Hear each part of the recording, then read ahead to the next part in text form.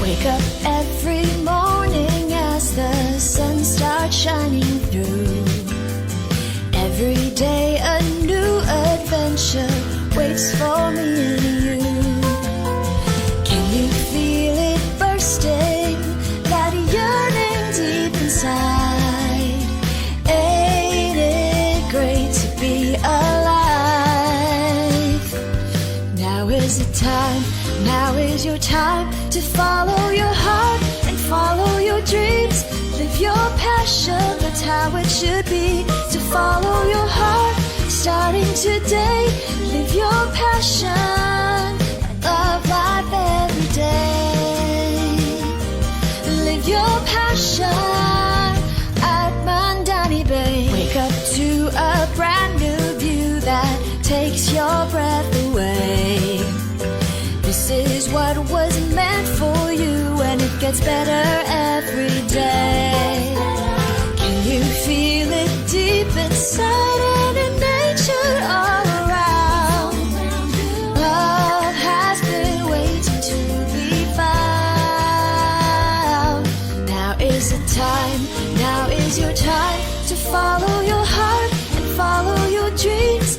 Live your passion, that's how it should be. So follow your heart, starting today. Live your passion at Mandani Bay. Take my hand, it's time to go. I'll take you to the place everyone should know. That place in your heart, can you hear it calling? With happiness and love, you'll soon be falling into your life, into your life. So follow your heart and follow your dreams. Live your passion, that's how it should be. So follow your heart, starting today. Live your passion and love life every day. Love life every day. So follow your heart, starting today. Live your passion at Mandani Bay. Live your passion and love life every day. Live your passion, Mandani Bay.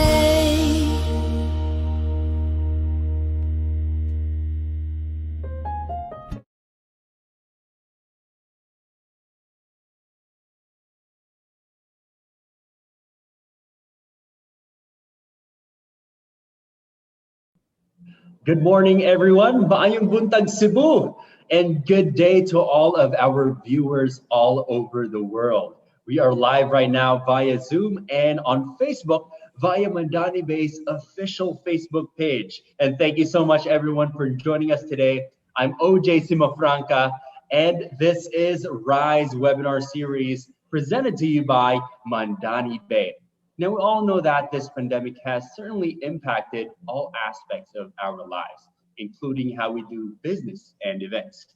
And with all these physical distancing guidelines, among other health protocols, this new normal has prompted most organizations to shift its gears and maximize the use of digital tools to ensure safe and convenient business transactions.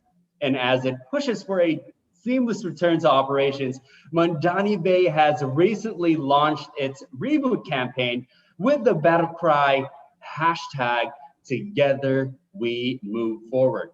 Mandani Bay believes that in this unprecedented times, there is nothing more important than working together and taking care of each other.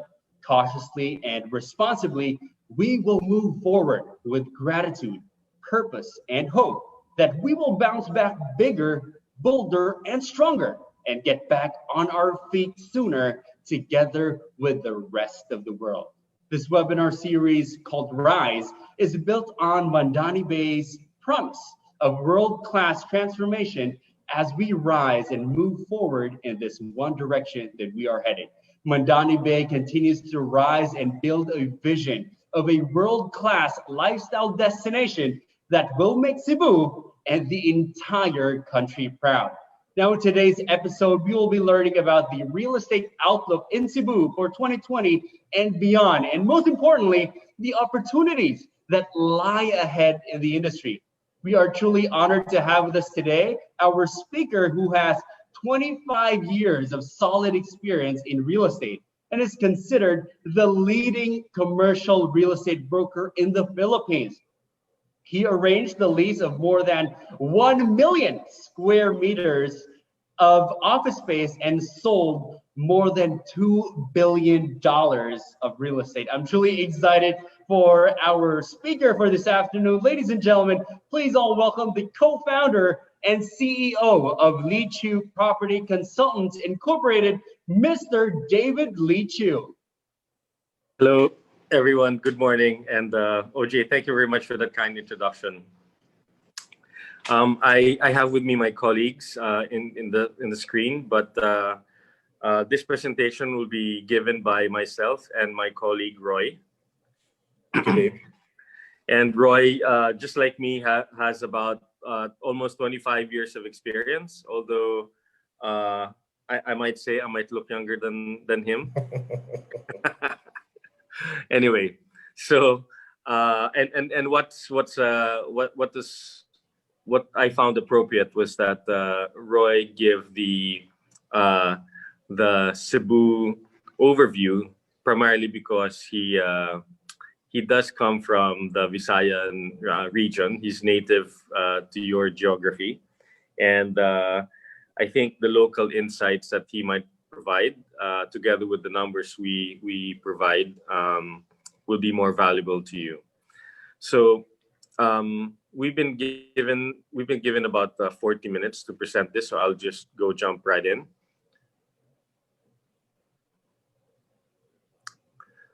Next.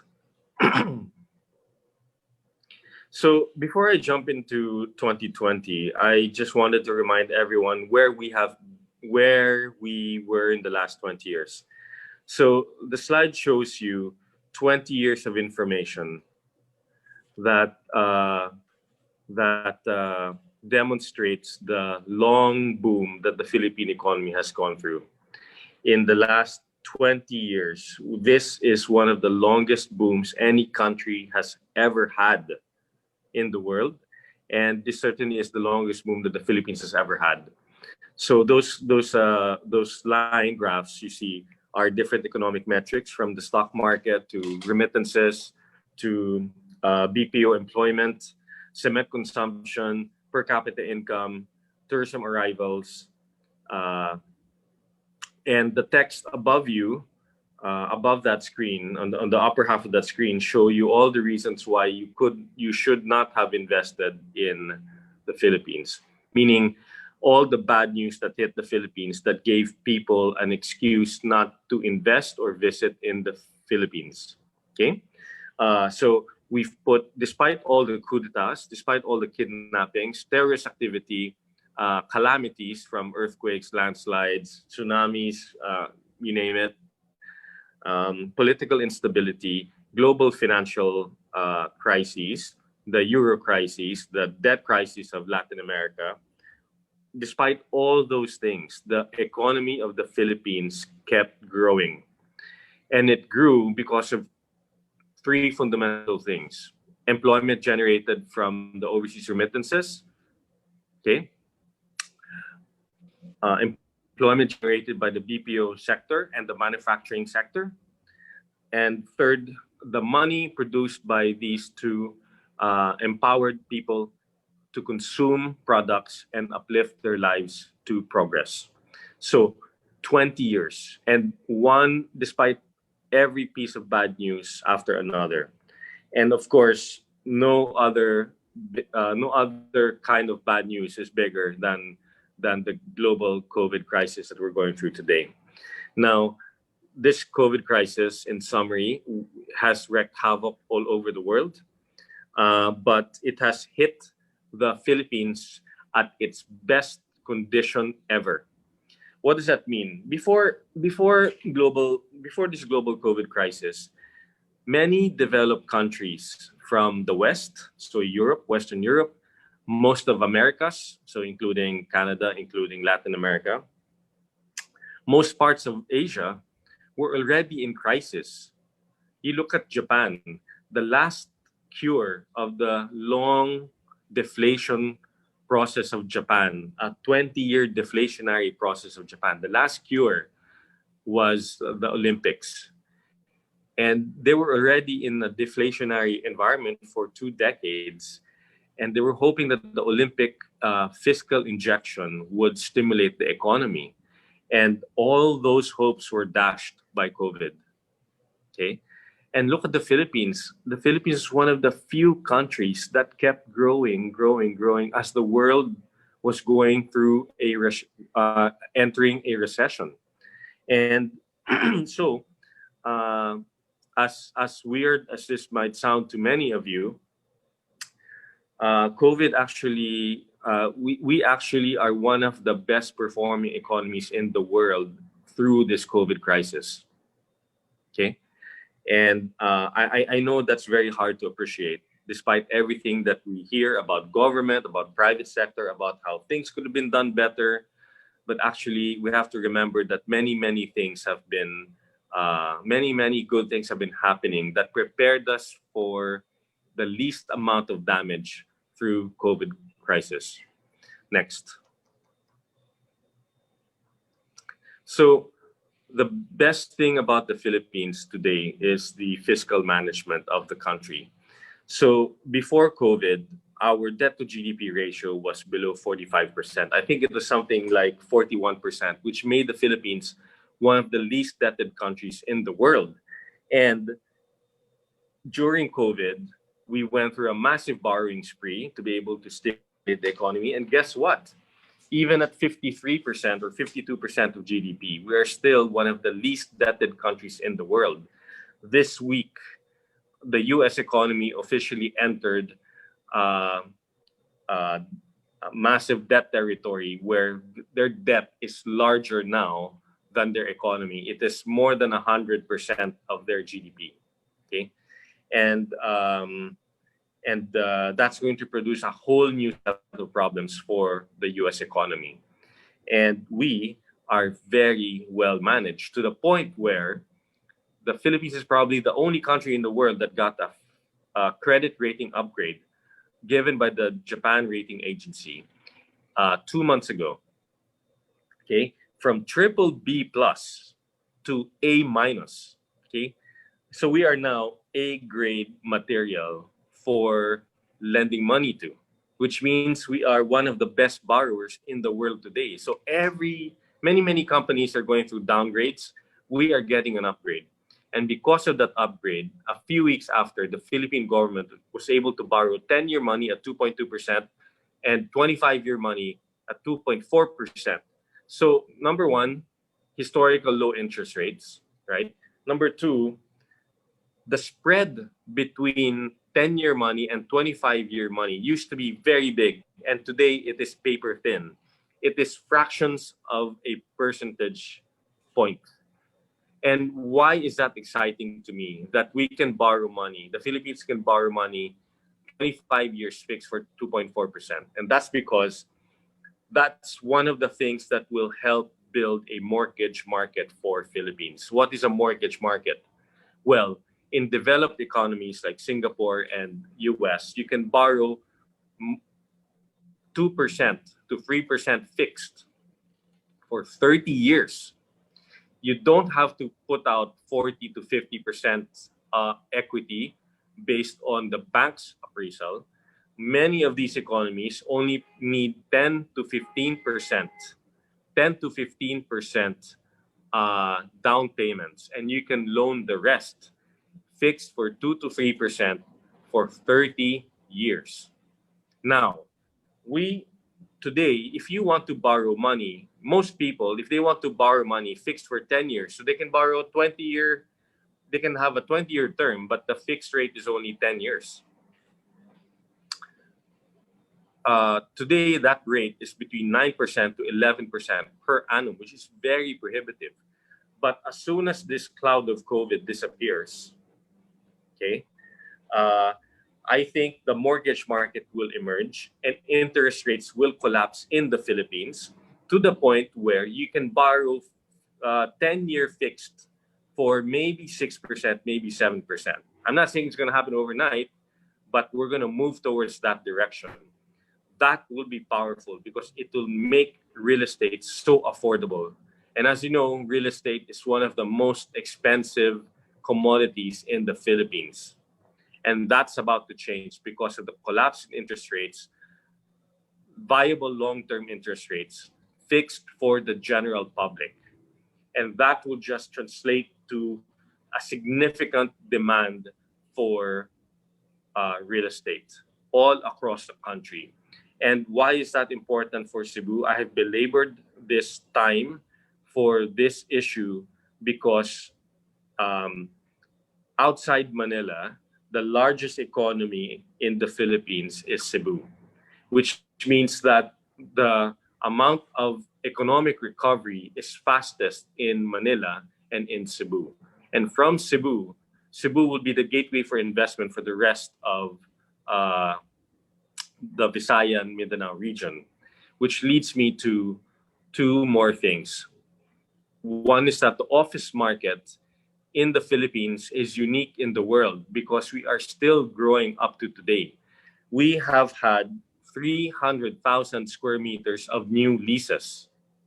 Okay? 300,000 square meters of new leases, of which, after Manila, Cebu, Iloilo, and Clark are the three biggest destinations of those office leases. 50% of those leases are driven by the BPO industry. And as we learned in 2008 and 2009, the more that the globe goes into crisis and recession, the more jobs to be created in the Philippines. And we are seeing that today. In the last 3 months of the year, we anticipate another 100,000 to 200,000 square meters of new leases to be transacted in the next 2.5 months of this year. And what am I so excited for the Philippines about? Well, I'm very excited about tourism because tourism, I think, will be larger than what the overseas remittances is today at $30 billion. It will be larger than the BPO sector, which is about $27 billion. And I think it will hit that level 10 years from now. Okay?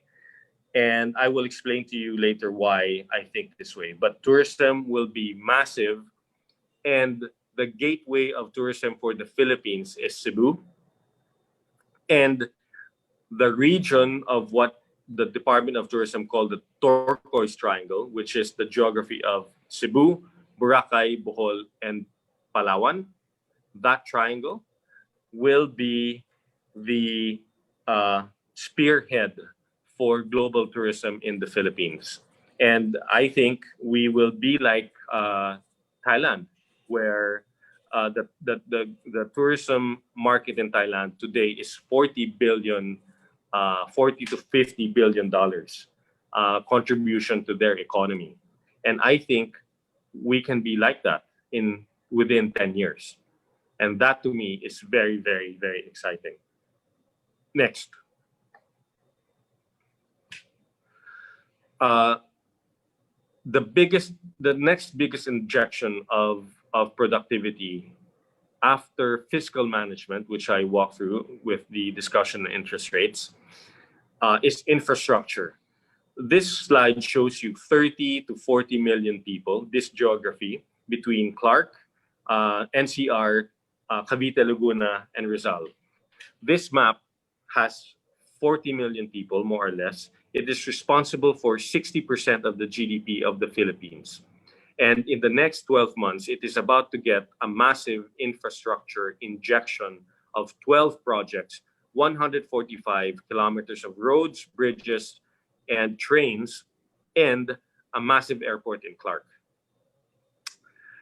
And this is going to complement what has been already happening in the Visayan region, where you have many new airports, the Cebu Airport, the Puerto Princesa Airport, the Bohol Airport, the El Nido Airport, San Vicente Airport, Siargao Airport, I can go on and on. The fantastic Iloilo Airport, that fantastic transformation that both Cebu and Iloilo have enjoyed in the last 15 years. Um, I can keep going on and on. So it's not just the Visayas region that has been getting all this infrastructure. It's also the North. And the great thing about this is that many people from North Asia can fly into Clark, spend a few days in Clark in North Luzon area, like La Union, go surfing there, kite flying, etc. And then from Clark, they will fly to either Boracay, Bohol, Cebu, or Palawan, and then explore other areas there. North Luzon and the Visayas will work hand in hand to make a massive tourism market for Philippines. Next. Next. I said that the Philippines is still growing in terms of office consumption. It is unique in the world. 60% of all that demand is in Manila, and then the 40% divided almost equally between Cebu, Iloilo, and Clark. And then 40% to 50% of that is BPO. 50% of that is BPO now. The POGO sector has been very quiet. In fact, they are going through a ravaging as we speak. And you can say, wow, last year's demand was 1.7 million square meters, total office all across the country. This year's demand is projected to be somewhere around 500,000 square meters. You can despair and say, that's a 70% drop, okay? Or you can be inspired by the fact that this year, 2020, we generated 300,000 square meters of new leases when no other country in the world is doing new leasing, okay? And number two, every market in the world has contracted meaningfully today, meaning the office market in January 1 of 2020 was this big, and it has shrunk in the last 9 months, okay? Whereas the Philippines is still holding net. And although that is rapidly changing because of the POGO sector, but you compare what the Philippines is going through today with what the US economy is going through today, okay? The US economy has shed 4 million square meters in the last 7 months, actually 5 months. Most of those contractions happened just in the last 5 months. 4 million square meters is roughly 4 times the size of all the office space in Cebu. Okay, just to give you a feeling of what that means. Next. There's a lot of contractions happening in the market, 240,000 square meters. 43% of that is POGO. It is not driven by anything other than our own doing. Okay? This is a self-inflicted event where we are overtaxing the POGO sector to extinction. And I expect this 240,000 square meters of contractions to increase significantly in the coming weeks and months. I am alarmed and shocked at how fast the POGO industry is contracting today. Okay? It's 103,000 square meters of contractions that we have recorded, but I expect that to rise meaningfully in the next few weeks. Next. But there's still 330,000 square meters of deals that still want to get done within this year. And so I think the total new leases would be trading somewhere around a low of 500,000 to as much as 650,000 square meters for the year, which will make the Philippines the largest office market in the world in 2020. Okay? So every other economy in the region is down. Every other country in economy in the world is down. And you see that in the office market. And we, last man standing, Philippine office market still growing. So this is like the office market of the Philippines is like Manny Pacquiao, okay? The greatest fighter in the world, pound per pound. Well, we are not Japan, the economy, we are not US, but pound per pound, the Philippines is the best office market in the world in 2020. You know, everyone's knocked down. We're the only ones standing. Next. And that's very, very exciting. So, this is land prices in Bonifacio, in blue. For almost 20 years, it has only gone one way. It has skyrocketed to the point where an FAR 15 property in Bonifacio will sell at 1.2 million pesos per square meter. Okay? And we are about to do the highest transaction in the country in Bonifacio as we speak. Okay? And the green shows you the GDP relationship with land values in Bonifacio. And land values in Bonifacio is one thing, but it is representative of the Philippine office and capital market. Because even despite all the bad news, we are still growing as a country, and land values are reflecting that. Just imagine, okay, only 15% of the population own their house. Okay, the next 20% who are young, who have enough brains to own their own property, but they don't because they don't have the discipline to do it. Why? Because social media is sucking all their intellectual capital. They're spending so much time watching K-drama, watching so much time doing Netflix, when instead of doing that, they should be spending all that time educating themselves on how to invest in the stock market or how to figure out a way to generate more income so that they can afford housing, so that they can afford investment, right? And for as long as and that's the curse of the millennial mindset. Okay, and so I would encourage, look at this slide. Okay, this is a slide of the last 20 years, despite all the problems we've had as a country. And look, today we are more united as a country than we ever have had in the last 20 years prior to this administration. Okay, if you don't believe the 92% approval rating, or maybe it's 85% in reality, maybe it's 70% in reality. But the reality is that no other president in the Philippines has enjoyed even 70% approval rating on the fifth year of office. Okay, we are the most united today. Nobody is talking about coup d'etats. Okay, nobody is going to do military whatever, and we are in the best shape to accept investments from abroad. Next. A lot of people have lost their jobs, but the developers have all incentivized buying from the market by lowering deposits, lowering monthly installments, lowering interest rates cost, extending terms, increasing lump sums, and as a result, 66 billion pesos of condominium pre-sale activity happened between the 10 top developers in the country, all over the Philippines, to the point where this slide circulated across many of our clients.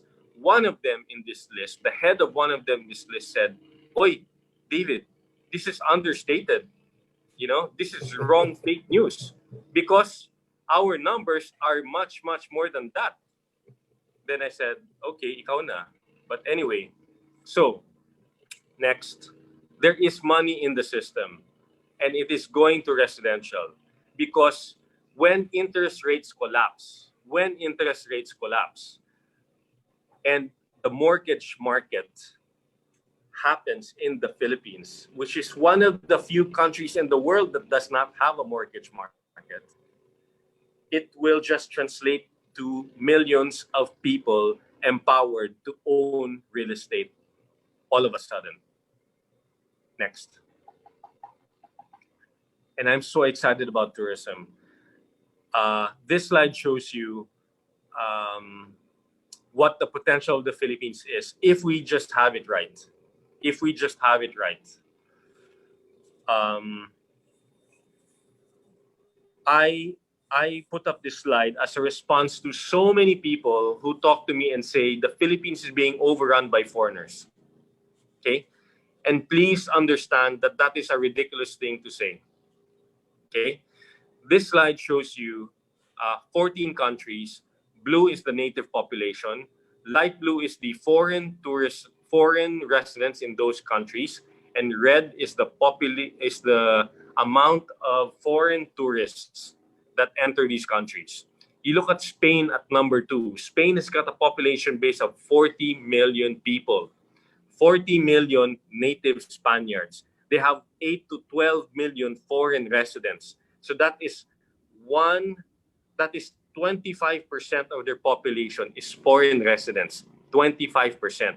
They're either students, retirees, or expats. But how many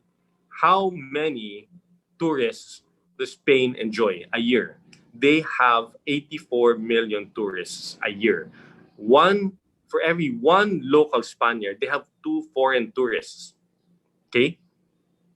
You look at Hong Kong, 4 million native Cantonese people, 3.5 million expats, domestic workers, nurses, clerks, and waiters, and entertainers, right? 3.5 million. That is almost the same size as the domestic population. That's almost a 1:1 ratio. But it enjoys 58 million tourists a year. That is one native for every 11, 12, 13 foreigners visiting the country. And then you look at the tropical islands of the Philippines, 110 million people, 8 million tourists, which is the highest the Philippines has ever had in any 1 year, and less than 500,000 foreign workers in the Philippines and residents. Because right now the official count is 100,000, not even 120,000. Maybe because of pastillas, if you remember the scandal of pastillas, which I won't elaborate now, but because of pastillas, we don't know the real number of foreign residents here or workers here. So let's just exaggerate and say there's 1 million foreign tourists, foreign workers in the Philippines. Well, that is still less than 1% of the 110 million locals that we have in the Philippines. So, in conclusion, we are so being far from overrun by foreigners. So please, what we need to do to get out of poverty, to lift everybody into prosperity, not just the conglomerates and the 1%, is to embrace tourism with reason. Okay? Because the whole problem with Philippine tourism is the massive colonial mindset that we have for the West. Not even for the West, for the Caucasian West. We don't like non-white tourists. Okay? And you see that in the numbers. You see that in the way people respond to tourists. You know? But the question is, how much trade are we doing with the rest of Asia? A population base of 5 billion people within a 4-hour ride by plane. It takes a little longer to ride by boat, but by plane, most of this 5 billion we can tap through a 4-hour ride. Okay? And look at how Vietnam, Thailand, Indonesia have responded to their neighbors. And look at how we have responded to our neighbors. We are perpetually, for the last 6 years, arguing with every neighbor we have in the Philippines, including Taiwan, which used to be our BFF in the 60s, 70s, and 80s. Next. We cannot have a tourism market without China. This slide shows you the most visited countries in Asia Pacific, the tourism markets in each of these countries, and red, the proportion of Chinese tourists in each of these countries. In year 2000, China only had 4 million foreign travelers, meaning only 4 million native Chinese traveled out of China. with a population base of 1 billion. 20 years after, year 2020, with 1.4 billion, maybe 1.6 billion, I lost count, 1.4, 1.6 billion people, native mainland Chinese, and they have 150 million Chinese mainland traveling around the world. Okay, just think about that. From 4 million to 150 million in 20 years. And it is projected to grow to twice to 2 times in the next 10 years. As why? Because today in China, only 10% of the population have passports. In the next 10 years, that will double. 300 million travelers from China 10 years from now, right? Which makes it the equivalent of the entire population of America. Just consider that. 3 times, almost 3 times the population of the entire Japan. Next. I'm very excited about the REITs. I'm not so excited about how the A-REIT market stock has performed, but that will recover. And there are many more properties that can be REITed because of the collapse of interest rates. This will be a very efficient way for developers to raise cash. And the developers in this room, I would encourage to think about the REIT and do something about the REIT. Whether you become a REIT proponent yourself, or you band together, or you sell your asset to a REIT. Next. Thank you for your time. I'm going to hand over to you now to my colleague, Roy. Thank you, Roy. Thank you, Dave. You've got a nice view there behind you. Thanks, Roy. This is my work from home environment right now, which you can replicate in the project that we are talking about. Yeah. So to start off, I'll be doing the Cebu market overview in a few. Next slide, please. Yeah, so what am I presenting here? It's basically macro data of Metro Cebu, which comprises Cebu City, Lapu-Lapu, Mandaue, and then versus Metro Manila. Okay, why am I presenting this? Well, I'd like to point out that while the population of Metro Cebu is only 1.8 million versus the 13 or 14 million of Metro Manila, look at the tourist arrivals. As was mentioned by David earlier, Metro Cebu actually has much more tourists than the Metro Manila market. That's 5.8 million, 5.58 million versus 5 million. And in terms of gross regional development product contribution, Metro Cebu is 1.16 trillion. Now, compare that to Metro Manila, which is 6.5 million, or about times 5% only, while the population is about times 6 or times 7. So what we can say is that Cebu is really punching its weight way above what it should be. Now, that's a good thing. Why do we think that Cebu will be growing in the next few years post-COVID? Basically post-vaccine COVID now. As was mentioned by David earlier, tourism. Cebu has one of the most beautiful international gateways at the Mactan Airport. Aside from that, it being in the turquoise triangle, which comprises Cebu, Palawan, and Boracay, we foresee a lot of foreign tourists coming in as soon as the travel bans and travel arrangements are loosened. And of course, Cebu is the center of tourism in the Visayas and Mindanao area. There's already a travel ecosystem that is present where all the service providers, the travel agencies, the resorts are available. So I think in Metro Cebu, we will see a faster growth, especially in the tourism sector. Next slide, please. Infrastructure. Now, while David mentioned earlier that the Metro Manila infrastructure projects of the government total to about 249 kilometers in roadways and railways. Surprisingly, with 6 big ticket items in infrastructure projects in Cebu, it's almost the same at 230 kilometers in length. We're looking at about 3 or two railways and one bus transit, or also sort of like a rail, two big bridges, and about a long expressway, which are all ongoing. This will basically connect Cebu, Mandaue, and Lapu-Lapu. What we're seeing here is an agglomeration, or the three cities slowly getting connected to each other, and it will only support the growth of that general area. What we will be seeing is a boost in growth in land values as well as real estate development. Next slide, please. Okay, so office demand.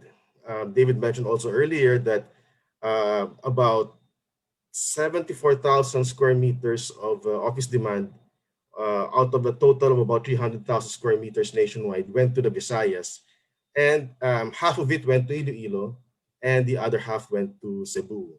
Now, the primary drivers of this demand is really the IT BPM sector, which captured about 14% of the total demand. Next slide, please.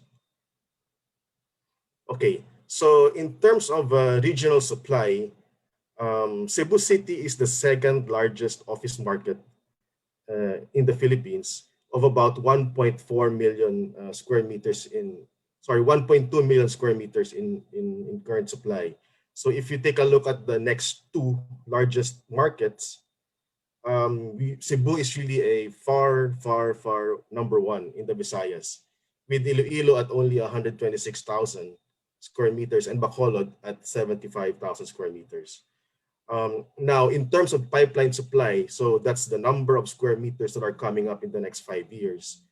Again, Cebu is number one at 660,000 square meters, and followed by Iloilo, although Iloilo will be doubling its supply in the next 5 years, whereas Cebu will only add about 50 or 60%. We see that the Cebu market will still be the primary recipient of the demand after Metro Manila. Next slide, please. Okay, so what are the other cities in the Visayas that have significant office space? So we're looking at Bohol, Capiz, and Dumaguete. Although this supply coming into the market are primarily built-to-suit opportunities. So what are these? When you say built-to-suit, it's really developers offering space on plan or off plan. They are not yet built, but if you're interested in a significant floor area, they can build it for you. We really don't see these areas to contribute much against the Cebu kind of level. Next slide, please.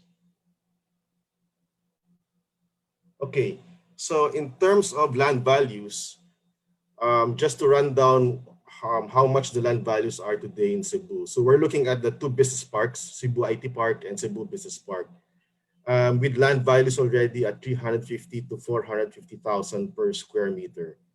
In terms of residential land values, the Maria Luisa is already, I think, about 75,000 per square meter. And surprisingly, in the high-end segment, it is Lapu-Lapu which has garnered the highest price at 350,000 per square meter. This is the Rockwell project of, the Aruga project of Rockwell. Now, the three condominiums that I presented here in the slide, the Alcoves, Mandani Bay, and Aruga, please look at the increase in prices for the condominiums. So for the last 5 years, the Alcoves was able to generate 85% increase from 135,000 to 250,000. Now the project, the subject project we have, it has actually increased 92% over the last 5 years, or an annual average growth rate of about 14%. And that is pre-selling, okay? So all these are pre-selling price increases, which are actually supported by the market. Now for Aruga, I think the basic difference between the two is that Aruga is more of a beach resort catering to the ultra high-end market. Okay, and well, the price increase is only at 13%. Okay, next slide, please. Now, Bacolod, not quite Cebu level. Okay, so commercial land values at 54,000 per square meter along Lacson Street. Residential prices at only about 20,000 max. So probably only a tenth, yeah, or a fifth of Cebu. But in terms of condominium prices, we're seeing also same Metro Manila, same Cebu level pricing at 180, 140, and 112,000 per square meter. But unlike Cebu, Bacolod's growth rate in price is uh, regular or not significant at about 4 to 8% only. Okay, next slide, please. And similarly, in Iloilo, the land values for the commercial are max of 50,000 near the Poblacion area, and residential at a high of 25,000 in the Santa Barbara Heights area of Mega World.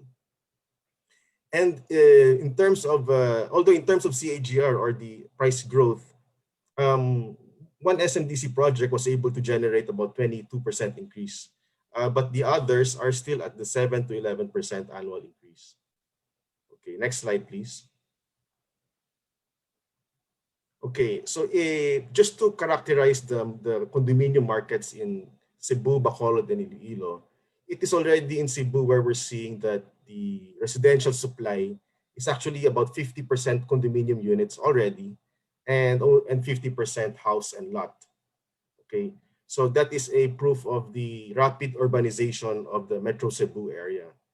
Now, in Metro Bacolod, we are still seeing about 90% still vertical projects, horizontal projects, I mean. That's house and lots, while only about 9 or 10% are condominiums. And similarly in Iloilo, it's still primarily house and lot and open lots, and only 21% are condominiums. Now, for all markets, the primary drivers are OFWs and the IT-BPM remittances. Next slide, please. Okay, now in terms of the Cebu, Metro Cebu area, in Cebu City, about 61% of the units are already condominiums. In Lapu-Lapu, it's about 27%, and in Mandaue, it's 63%. Although in Lapu-Lapu, we are seeing a lot of new resort-based projects that are coming up, and most of them are condominium units also. Next slide, please. Okay, and in terms of pricing, Cebu is way ahead of Metro Bacolod and Iloilo at a high of 370,000 pesos per square meter and a low of 97,000 per square meter. Okay, why is this happening? It's because I think Cebu has a wide market reach. It does not only capture Cebu or Bohol or Dumaguete, but also it captures the whole of Mindanao. So any investable funds of the residents of Mindanao also go to Cebu, as well as Metro Manila. So the residential market of Cebu actually has also a Singapore and a Hong Kong market base.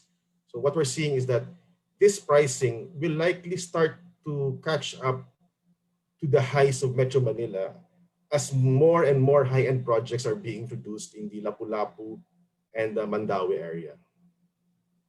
Okay, next slide, please. Okay, I guess that about wraps up my presentation for the Cebu market. OJ, back to you.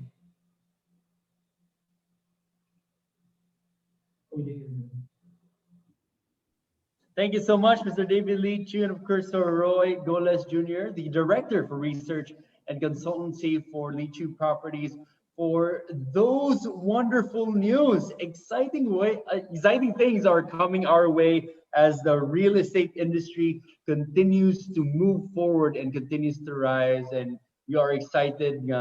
More developments are about to be finished as well. So once again, thank you so much. Truly, we're having a productive Saturday morning so far, learning all these things about real estate and getting and seeing the macro perspective on how the economy is truly rising 20 years ago up until now. Once again, thank you so much, Sir David and Sir Roy.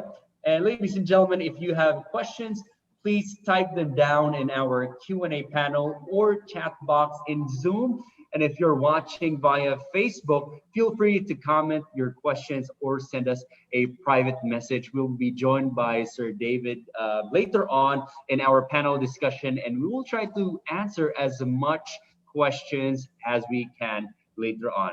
Ladies and gentlemen, the RISE webinar series is presented to you by Mandani Bay. Mandani Bay is a world-class 20-hectare waterfront township development strategically located along the Mactan Channel in Mandawi City, Cebu.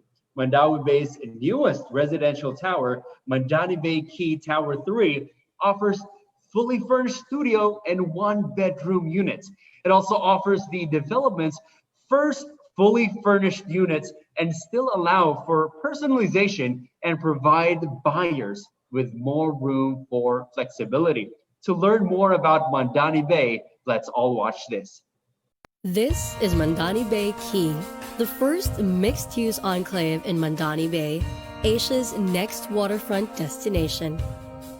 Located along F. East Willig Avenue in Mandawi City, Mandani Bay Key gives its homeowners maximum access to and from the city. The enclave has 3 residential buildings, 1 office tower, and at the center, the active zone, its exclusive amenity deck filled with outdoor spaces and features that help tenants keep an active, healthy lifestyle. Mandani Bay Key completes its 4-tower cluster with a new residential building, Mandani Bay Key Tower 3. This tower, which offers a beautiful view of the sunset, has 36 floors. The ground level holds the residential lobby and is host to retail. Ground level parking is for retail customers and visitors, and the basement and second levels are for residents. 27 levels are dedicated to the residential units. These residences are classified into standard, garden, and penthouse. The penthouse units are the biggest units and offer the most expansive views.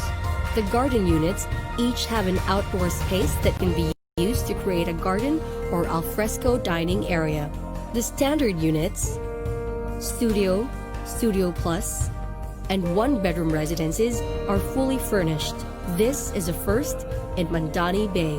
The living, dining, bedroom, kitchen, and toilet and bath areas of these units are designed by P. Tang Studio Limited, award-winning Hong Kong-based interior planner known for developing luxury living and commercial spaces in Asia.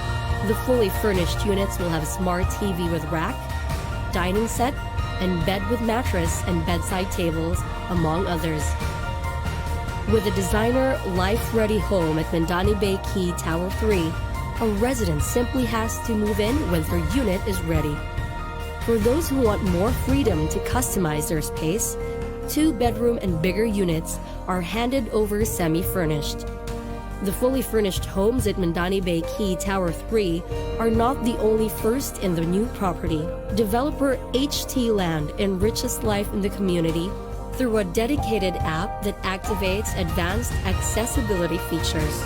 With just one tap, a resident can book amenities, settle property fees, manage visitor access, and control their main door's Bluetooth lock set. These advancements at home deepen the way a resident experiences the benefits of living in Mandani Bay's expansive master planned community. Never has condo living in Cebu been this exclusive, secure, and elegant. Embrace seamless, elevated urban living in a world-class lifestyle destination through Mandani Bay Key Tower 3.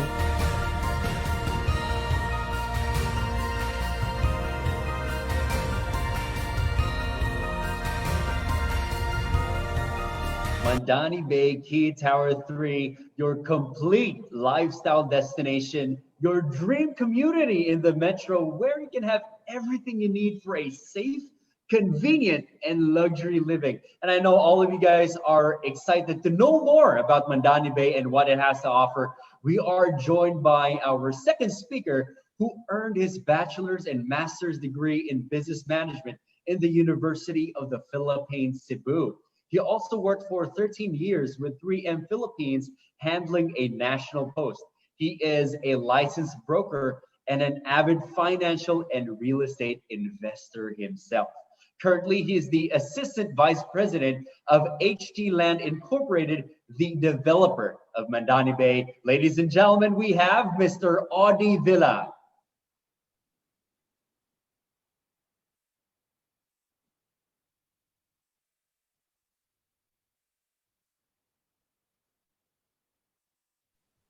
Good morning, OJ. Good morning, everyone. Thank you for having time with us despite your busy schedule. And we're here because we are going to give you some more good news.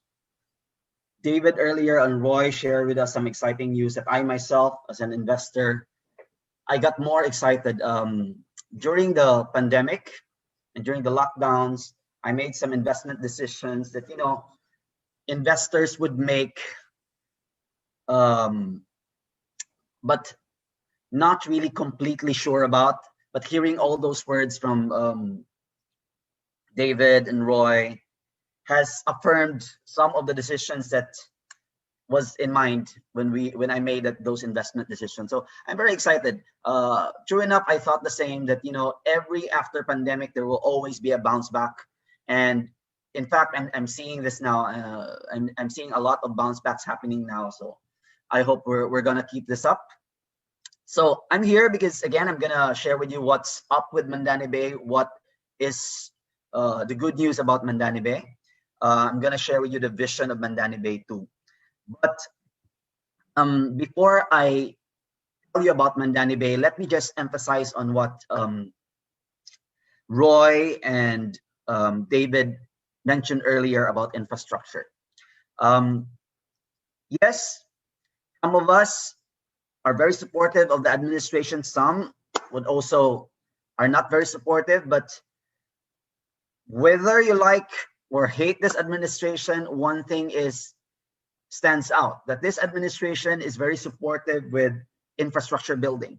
In fact, they're saying that this is now the golden age of infrastructure in the Philippines. For the past 50 years, only 2.6% of the national budget was allotted for infrastructure. But starting 2017 with this administration, a lot has happened. Thus the Build program, right? So what you see in that map of the Philippines now, that's all the major projects in the Philippines. But of course, we're going to talk about Cebu.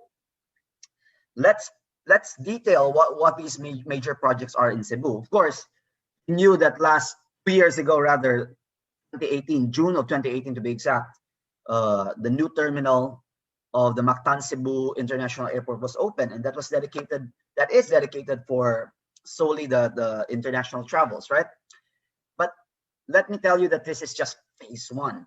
Okay, the airport expansion, that one is just phase one. There are more phases to happen. Of course, the second phase would be the second runway. In the next few years, we would see that there will be a runway expansion, because even if there's more terminal, but there's only one runway, we would still expect traffic within the airport in itself. Like sometimes what we see in Manila, we hover around the airport before we land because there's so many planes down the ground. So we're going to be building a second runway. And the third phase will be an additional terminal 2. So we will have 3 terminals in total, 2 runways. This is in the anticipation that tourism, that what David was talking earlier, is really going to boom. Imagine, versus all those countries that were compared against the Philippines, we still have very, very few tourists. And that's just going to go up.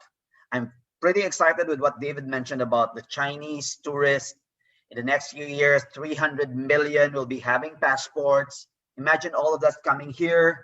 And, us in real estate investment are just purely excited about that. Now, that's the airport. Let's talk about the Metro Cebu Expressway. As what is mentioned, this is 74-kilometer long of an expressway. This has been started since 2018, and this is slated to be completed in the next 2 years. In 2022, this will now open. So imagine if you live in Cebu right now, you travel from Danao in the north to Naga in the south. How long would that take you? Give me a guess. 3-4 hours? Not 3-4 days. Okay, so yes, around 4 hours time. But once that expressway is there, it will be cut to less than an hour and a half. So imagine how convenient that will be. And that road is actually somehow parallel to the national road in Cebu. So that's the red one. That's the red line right there, while the green one is the national road. So what will this do? You know, a lot of us have been complaining about the traffic in Cebu. With this Metro Cebu Expressway, this will definitely ease off the traffic, especially within the Talisay, Cebu City, and Mandaue City area. Because instead of people from the north or the south passing through this national road, they will now have an alternative road, which is, of course, the Metro Cebu Expressway. So it will ease off a lot of traffic within the Metro Cebu area. All right, those are some pegs that they've shown. Again, slated to be completed in 2022. That's just 2 years from now. So I'm very, very excited about this. You know, sometimes over the weekends, most of us Cebuanos travel to the north or to the south to enjoy the white beaches. This will make our travel a lot faster. All right. And just to show you that this is happening, I've taken some pictures. This is at the Naga area. They're already building the road, and this will now connect to the Danao road as well. So 2 years time, excited to drive on this expressway. Another big project, of course, we see it every time we pass by the SRP area. So this is the Cebu Cordova Link Expressway, or dubbed as the third bridge. This will be connecting, again, SRP to Cordova. So what will this do? It will also help ease out the traffic within Cebu City and Mandaue City. Why? Because people from the south, Minglanilla, San Fernando, Talisay, instead of passing by Cebu City and Mandaue going to the airport, they could now just conveniently take this bridge, which will lead them directly to the airport. All right. And a few updates. Of course, viaduct is there already, bridge caps, the piers are done. This is already 62% completed as of the end of September. So hopefully by end of next year or first half of 2022, we will now be enjoying this third bridge of Cebu. Another big project, of course, the very controversial Bus Rapid Transit, which is now renamed as the Integrated Transport System. The status of this is, of course, the Bus Rapid Transit. It's all on the papers. It's already, budget is there. The government are buying the right of way so that, you know, that bus stop that you see right there, they could implement that. So this is already on implementation. However, the update is the Bus Rapid Transit will be implemented on roads which will have 6 lanes or up, because it doesn't make sense if, you know, on 4 lanes you take out 2 lanes for the buses and then 2 lanes remain for the private vehicles. It will still create traffic, considering there's so many private vehicles here in Cebu. So this will be implemented on roads which will have 6 lanes and up. However, for the roads which are narrower, less than 6 lanes, we are looking into complementing that with an LRT or a monorail. So this is currently on feasibility study. So hopefully this will get funded so that it will properly complement the Bus Rapid Transit system. All right, that's just showing the first phase of the BRT. It will start at the Bulacau area and at the Talamban, but notice that there are those orange roads which are distributor and feeder roads. These will be serviced by buses and jeepneys. So even if the Bus Rapid Transit system will run through Cebu City, people in Mandaue will still benefit from this because there are feeder lines and feeder services which will be catered again by buses and jeepneys, which will go up to Mandaue City, even up to Lapu-Lapu City. All right. And lastly, even before the third bridge is done, there is already talks about a fourth bridge. And this was on headlines a few weeks back, that this already got a funding from JICA, which is the Japanese International Cooperation Agency. What is this project? This is a two-pronged project. The blue line that you see there is the Mandawi Coastal Road. It will start at North Reclamation Area in Mandawi, and it will end near the foot of the Kansaga Bridge. Now, at the foot of the Kansaga Bridge, if you notice, there are interchanges there. This this Mandawi Coastal Road, rather, will directly connect to the fourth bridge. And mind you, listen to this. The fourth bridge will land directly to the airport road. So what's in this for us, for the residents of Metro Cebu? Especially look at that picture right there, Mandani Bay. Mandani Bay is very, very near the Mandawi Coastal Road. It's actually just 2 blocks away. So right now, at present, if you drive from Mandani Bay to airport, probably it will take you like 30 minutes, right? But with this coastal road directly connected to the fourth bridge, probably 5 minutes time. Okay, so imagine that.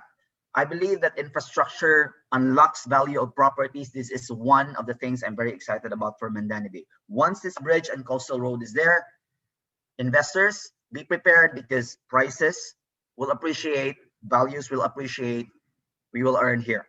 So just a few pictures of those of that coastal road right there. Again, it will start right after Bay Hotel. It will start to go up, and that coastal road will go under the first bridge. Notice that. And it will, like a roller coaster, it goes over the second bridge. And as I mentioned earlier, at the interchange near the Kansaga Bridge, it will directly connect to the fourth bridge, which again will land directly to the airport road. So what will this do? It will ease traffic. Not only that, it will speed up and expedite your travel from Mandawi to Lapu-Lapu. But since this bridge will land directly to the airport road, you avoid not only Mandawi traffic, but you also avoid Lapu-Lapu traffic. I'm sure a lot of us complain that during rush hours, especially at MEPS 1, traffic is kind of heavy because people are going out, no? Employees there are going out of their work. So you will be able to avoid that, because again, this will run directly to the airport road. All right. And latest, according to BWH Secretary Mark Villar, this fourth bridge has already started its detailed design study, okay, last month of September. So the target here is by 2027 to 2028, this two-pronged project will already be up and running. All right. Why that long? Because remember, this is 2 projects in one, a coastal road and a bridge. So yeah, I would say 7-8 years is just right time for this project to finish. All right. So if you're not excited still, I'm here now to discuss to you what else should you be excited about. I'm sure a lot of us here have heard about Mandani Bay, and I'm going to talk about that because this is one project as a Cebuano I'm really truly excited about. So let's talk about the name first. Why Mandani Bay? Because a lot of you are asking, why do you name it Mandani Bay? What is Mandani? Okay. So this actually has history in it. If you remember Magellan, when he came to the Philippines, he was accompanied with 2 people, and one of that was the chronicler Pigafetta. And according to him, in his book, First Voyage Around the World, he mentioned that there's this chieftain that they've met, whose name is Aponoan, and he's the chieftain of Mandani. Mandani is the old name of Mandawi City. Mandani before, around 1500s, now this is Mandawi. So there's history. We call it Mandani Bay, that's the old name of Mandawi. You will ask, why Bay? Okay, there's also some story to that. One of our developers, which is Hong Kong Land, if you go around their projects all around Asia, there's one thing in common. And this I'm going to show you, if you could guess where this is. Of course, obviously, this is Hong Kong, right? Central Hong Kong, where 12 interconnected buildings of Hong Kong Land is there. No, one of their biggest projects is there. You notice this is overlooking the Victoria Harbor. Okay. Another project that they have, this is in Macau. This is One Central. I've been here and very interesting. There's a mall at the below the podium area, and those towers that you see in the center are residential towers. The one that you see on the right side, that's Mandarin Oriental Hotel, which is of course the sister company of Hong Kong Land. And on the left, that's the Wynn Casino. There's a footbridge connecting to One Central to Wynn Casino. Okay. Do notice that again, like the Hong Kong project that they have, this one is also facing a body of water. And this one is in Macau. I asked for price, and the prices here are like 7-8 times the price that we have here in the Philippines. So they have really good appreciation record. Okay, this is One Central. And lastly, another big project of Hong Kong Land. If you've been to Singapore, if you've been to Marina Bay, neighbor of the Marina Bay Sands is the Marina Bay Financial Center that's developed by Hong Kong Land and its partner. And that, again, is facing a body of water. So there's story to the bay. Hong Kong Land, I would say, is very fond of developing properties fronting waters. And this is also the same vision that we have here in Mandani Bay. It's a property, it's a water fronting property. So let's discover more about Mandani Bay. When I joined the company 5 years, almost 6 years back in 2015, the reason why I decided, hey, this is a company I really want to join because they got me at the vision. The vision is to transform Cebu into a world-class lifestyle destination.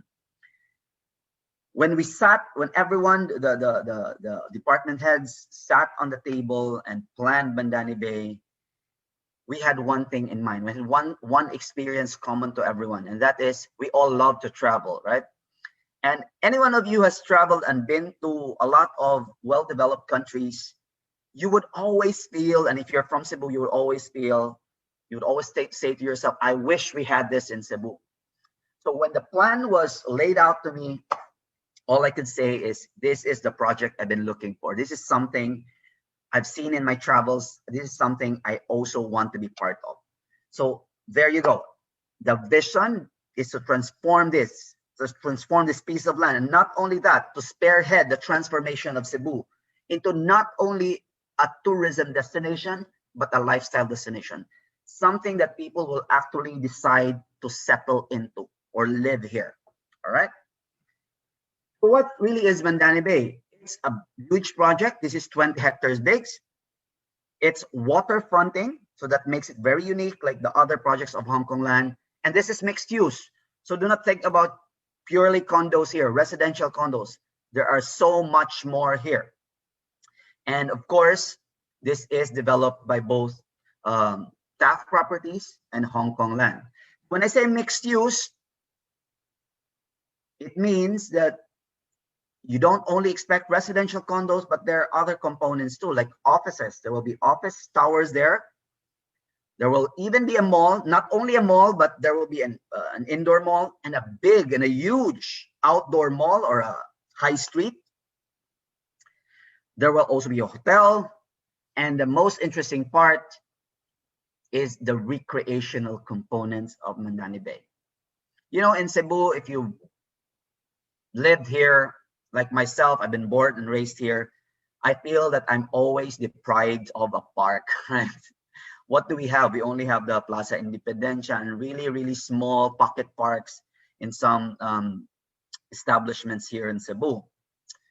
But this Mandani Bay if you read that green promenade right there, that's almost half a kilometer of a park surrounded by retail.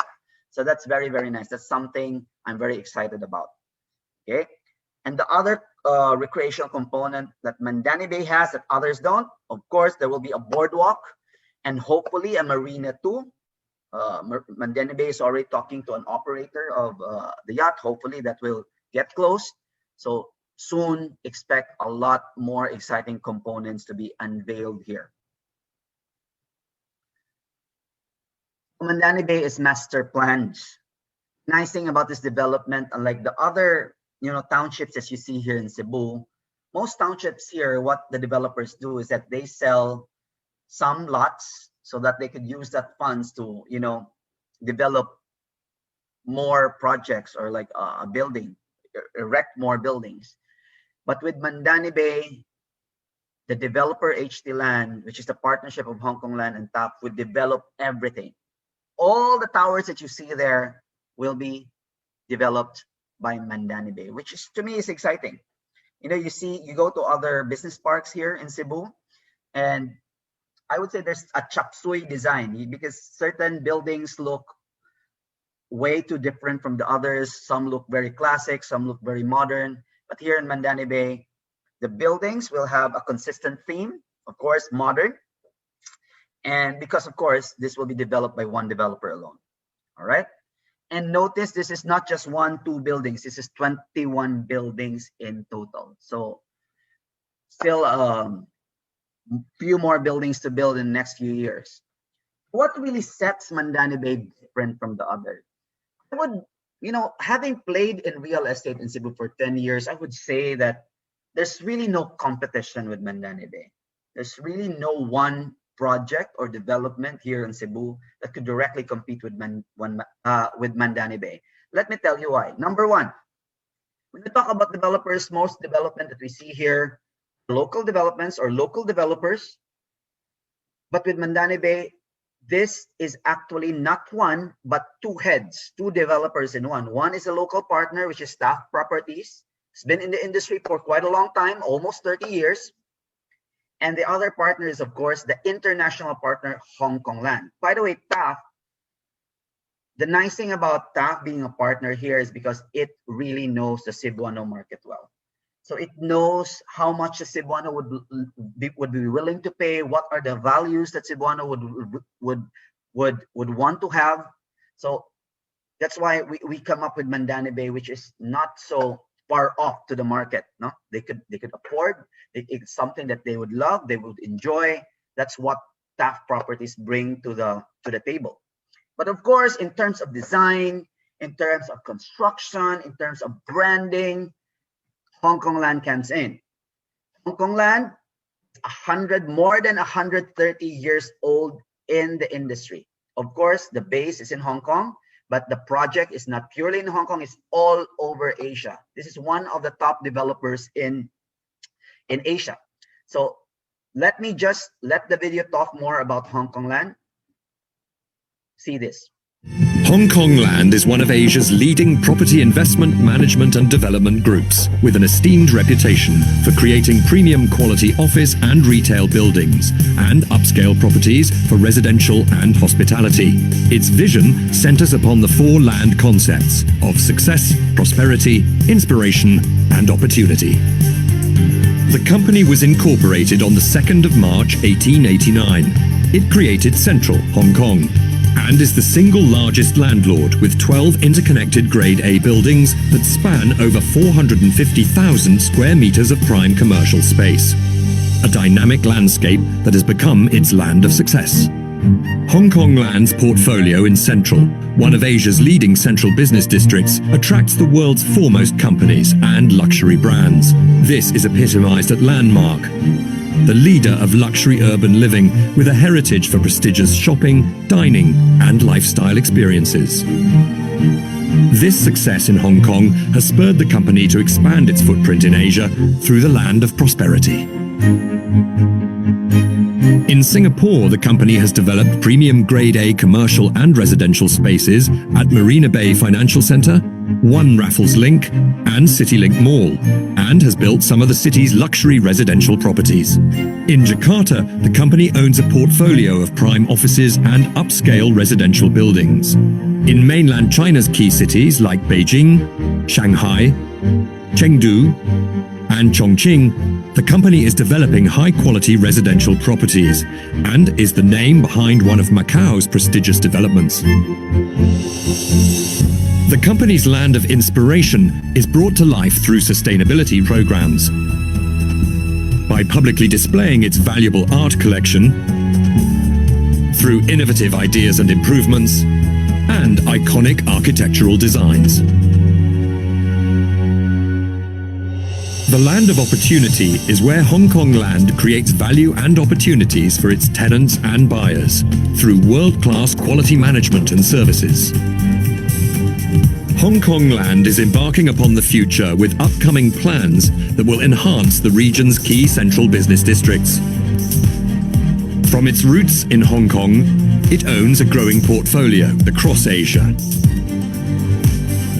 This innovative vision as a premium quality developer, together with the traditions of partnership, integrity and excellence, will guide Hong Kong Land as it continues developing for tomorrow and beyond. For tomorrow and beyond. Hong Kong Land. So Hong Kong Land, Mandani Bay is not the first project in the Philippines. It's actually the second project and could be the biggest project in the Philippines. The first one are the 1 and 2 Rojas Triangle Towers in Makati, which are of course sold out now, and prices are really, really high. And they've already, appreciated so much in terms of price. It's something that we are also hopefully expect happen here in Mandani Bay. What Roy has shown earlier, 92% value appreciation in 5 years' time. That even has beaten a lot of developers here playing in Cebu. The second difference of Mandani Bay, if you notice, this is one development wherein it's really fronting the water. A lot of developments in Cebu are inland. So this one is really along the Mactan Channel. We see one development in SRP, but the one that's fronting the sea is just the commercial component. The residential component is separated by a highway, right? This one, residential, commercial are integrated, and both are fronting the Mactan Channel. So if you're a believer of feng shui, properties fronting water would tend to have good chi and energy. This is the property for you. Interestingly, not only that will make Mandani Bay unique. If you notice the surrounding, those violet icons that you see, these are already development. So right across Mandani Bay, there's Cebu Doctors University, one of the biggest universities in Cebu. Beside it is Singapore International School, one of the most expensive international school here. And 2 blocks away are internationally accredited hospitals, UC Med and Chonghua. There's Bai Hotel right across. And there's even talk that the old CICC is going to be turned into a hotel resort casino too. Okay, so this area is already developed. We also heard news that in the next few months, the local government is considering of renaming the North Reclamation Area into Mandaue Central Business District. Because yes, why not? Mandaue doesn't have any business district, but this could be one because again of the developments happening in the area. All right.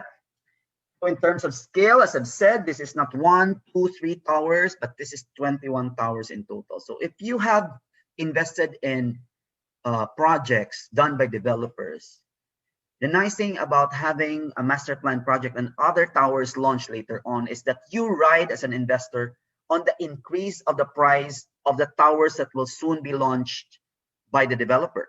So if you bought from the first tower, when the second tower is launched, prices go up. You ride with the price increase. The value of your property also go up.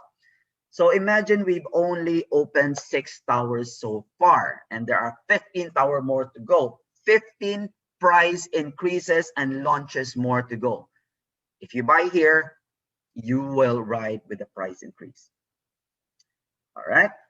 I mentioned about the element of water, but listen to this. Not only will the water be there for good feng shui or nice views, no, The most interesting part is the plan of Mandani Bay to really activate the water. Activate meaning not just use it for views, but really use it as a mode of transportation. Because once the marina is there, you know, you could already, of course, dock, park your boats, your yachts, your speedboats there. And yeah, if you intend, if that's your hobby, this is the best place for you. So the challenge of living in condominiums, everyone would say, especially in Cebu, wherein a lot of us here have been accustomed to living in houses with backyards and front yards, is the space, right? The limited space. But let me tell you, Mandani Bay has already addressed that, because imagine, in a 20-hectare development, there will only be around 21 towers. So that's 1 tower in a hectare, right? David could probably attest to this, that most other developers in a hectare, they probably build 2, 3, 4 towers. But in Mandani Bay, there's only 1 tower a hectare. So imagine the vast open spaces that you could use. This picture is capturing that. Not only do you enjoy, if you buy a residential condo here, your unit, which has good and ample sizes, you could also enjoy the common areas, which will have a lot of spaces. And when we say green, we really mean green. We do a lot of landscaping here, and even the building in itself are green certified. The buildings in Mandani Bay have already achieved a 4-star Verde rating. To make the long story short, that means the building are energy efficient. You don't consume a lot. You help the environment too. Okay, 20 hectares is not a joke, no? Especially for the elderly. 20 hectares could be could be challenging to navigate. So to really make this 20-hectare walkable, Mandani Bay has planned to place connecting bridges. We call that the foot bridges, and we will have 4 of that connecting the 4 big podiums of Mandani Bay to really make the development walkable. So if you're living in 1 tower, you want to go to the other podium, you don't need to go out of the building, cross the street, and go up the other podium. You just use the foot bridges. All right. This is something that you see in the projects of Hong Kong Land in Hong Kong. Again, those 12 buildings that they have in Central are all interconnected using these foot bridges right here. Okay, we always associate condo living with views, right? Now, I could safely tell you that there are no bad views in Mandani Bay. So, of course, being along the Mactan Channel, you would expect that it would have sea views. But mind you, these are sea views which are mostly unblocked. Some projects which are located inland, they would say they also have sea view. But before you see the sea, you see a lot of other, roofs or buildings.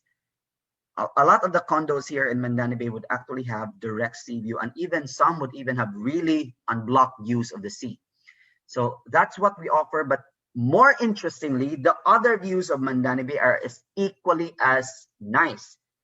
I myself, I got a unit here, so I got the amenity view, because the amenity that we're talking are not just a pool and a gym. We're talking about a resort-like amenity. So if you live in your unit, you look over the window, you see a vast landscaped area, just like probably a feeling that you have when you're in Shangri-La. You see that the pool, you see a lot of landscaping and all that.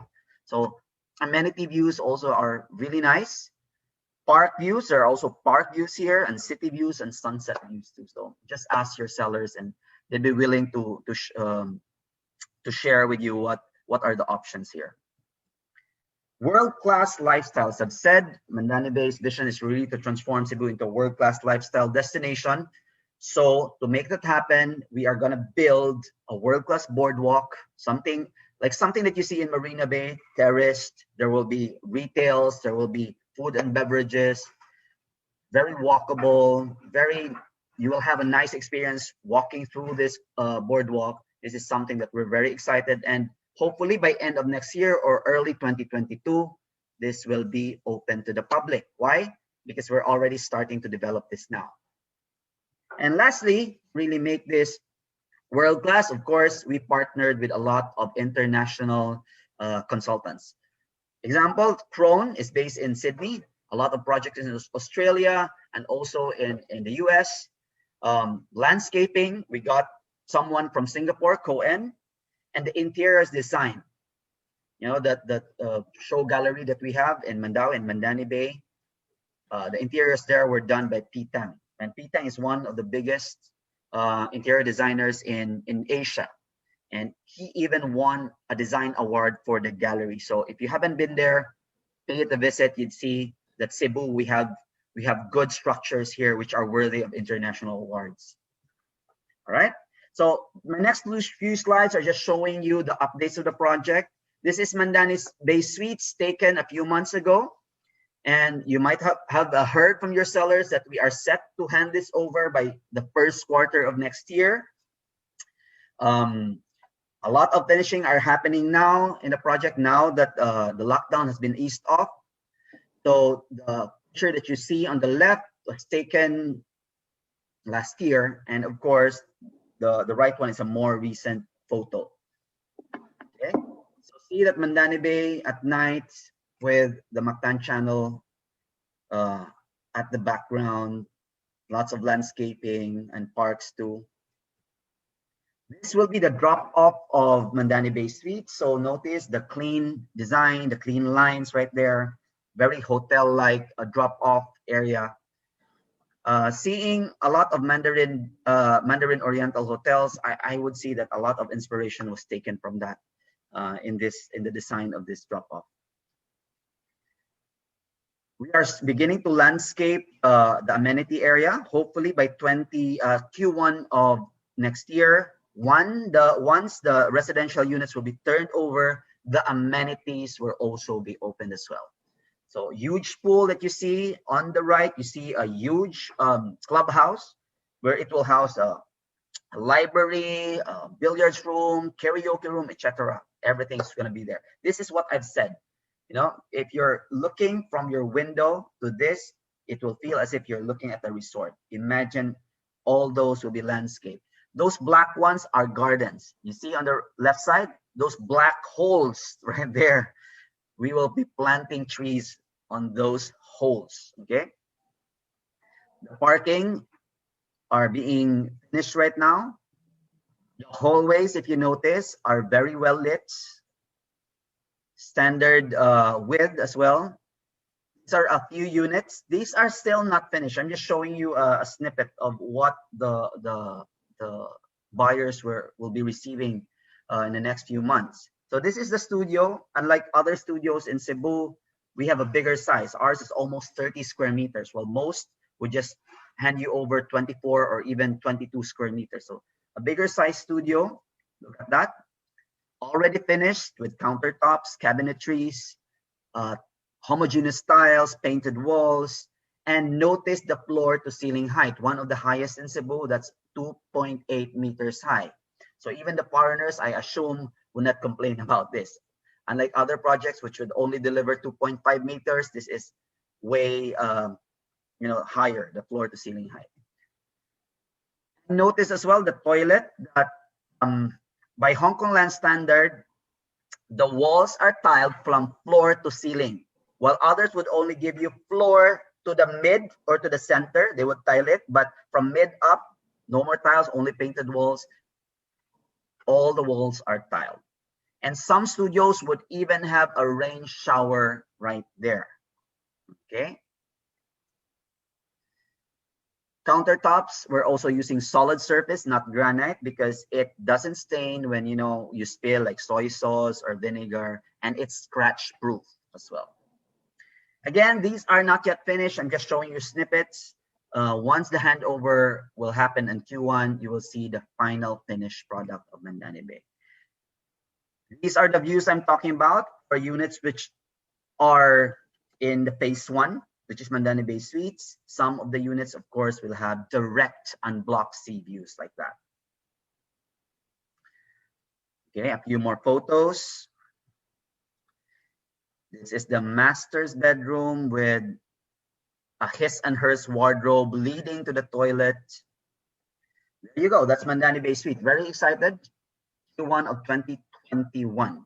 Now, that projects are already sold out. So the team, the sales team and the marketing team is now finishing to endorse and promote the second phase. But notice that the second phase, again, all those 4 towers are, a lot of it are already sold. So Tower 1, for example, is already 100% sold out. No more inventories to offer. But Tower 2, there are still a few units left. And mind you, Tower 2 is already semi-furnished with air conditioning, rain shoot, cooktop, etc. Now, Tower 3, the latest tower, is already 62% sold out of the open units. So this one is very interesting because first in Cebu, we have launched a fully furnished interior design smart condominium. And I'm going to show you a slide of that later on.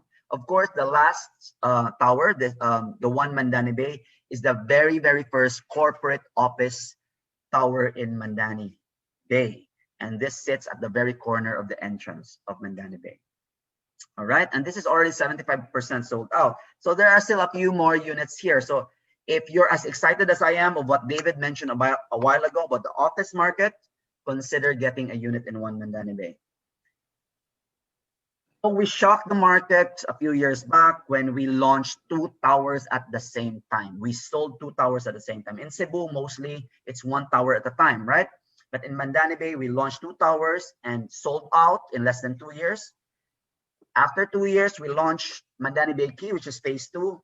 And now we're erecting 4 towers at the same time. This is how Hong Kong Land does it. It's not 1 tower at a time. The good news about that, Tower 1, if you live there, you will expect a lot, minimize distractions from noises because these towers will go up all together. All right. Very highlight of Mandani Bay Keys, of course, it's massive, huge, one of the biggest podiums that we have. It will have an Olympic-sized pool, a badminton court, a basketball court, kiddie playground, adult playgrounds. This is one of the biggest podiums in Mandani Bay. So we call this the active zone. Okay, so this is the highlight of this development. Remember, this Mandani Bay Key sits on an almost 3-hectare property, and there are only 4 towers there. So there you go. You will have a lot of open spaces to enjoy. As shown on the video earlier, of course, Mandani Bay Key Tower 3, the very, very first unique offering in the market. It is already fully furnished. So fully furnished, you have the ref, the cooktop, the bed, the table, etc. Everything is there. But mind you, this is also a designer condo. This is designed by P. Tang himself. Remember P. Tang? One of the biggest interior designers in Hong Kong. He designed this himself. And this, by the way, is also digitized. Okay. Why do I say that?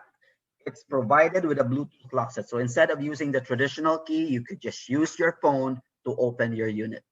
But not only that, interestingly, a lot of conveniences are offered here. Why?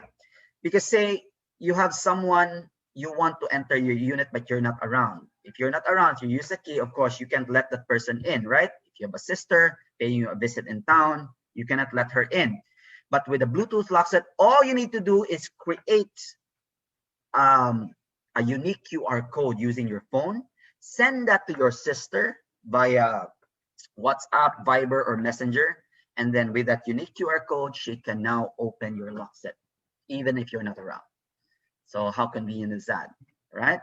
Not only that, all the units in Mandani Bay will also be provided with a community app. So it's an app that you can download on your smartphone. It will give you a lot of convenience. Example, instead of paying your bills, your association dues, your electricity, you could just use your phone to do that. Instead of going to the property manager's office to book an amenity like the karaoke room, you could just book it through your phone. And the most exciting part, the more you use your app to pay any bills, you gain loyalty points that you could now convert into gift vouchers at the shops in Mandani Bay. So very, very excited about this. This now is the very first office tower, again, one Mandani Bay with 30 floors. Now, what makes this very unique is that it will have a huge LED billboard at the very corner. What will this do? You know, what I've noticed with offices is the more known the address of the office is, the investors or the unit owners could somehow command a higher rent to his tenants, right? By putting a very distinct, iconic billboard here that no one will ever miss, day or night. This will place one Mandani Bay as one of the most iconic buildings in Cebu. Okay, so it will also have a helipad, so you could, you know, you could access Mandani Bay via land, water, or even air. It will have the biggest lobby in any of the offices here in Cebu at 500 square meters with a connected cafe. So if you're a unit owner, or if you're a tenant and you want to do informal meetings, you don't have to do it in your meeting room. You could go down the cafe and have your meetings here. Notice that we will also be using turnstiles to really put priority to your security. So any guest could not just access the elevator immediately. They will have to pass by the reception area, surrender their ID, and it will be replaced, or they will be handed over an access card, which they will use to, you know, access the turnstiles. All right. So very, very interesting. Of course, that is our showroom right there, 1,500 square meter showroom, the biggest in this mean. Pay this a visit. This has gained a lot of international design awards. So if you're curious why that was so, schedule a viewing with your sellers.